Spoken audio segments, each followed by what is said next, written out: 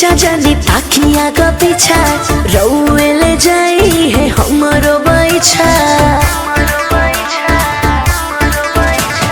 चीज बाटे खींचा जानी ताकिया का पीछा रउए ले जाई है हमारो बैठा कोनो शौक बता देख ली जांच के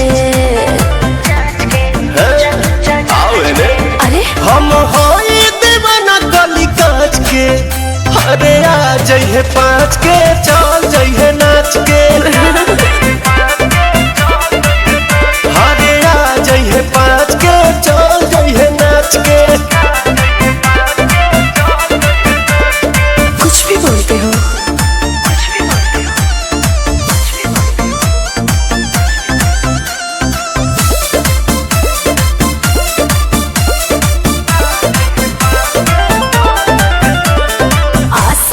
दासा बिगड़ले रउआ बानी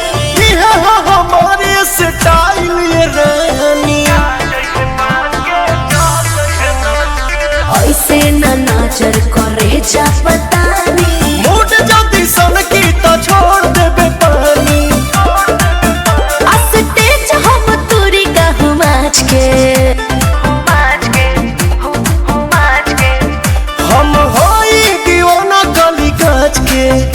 अरे आ जइहे पाँच के चल जइहे नाच के।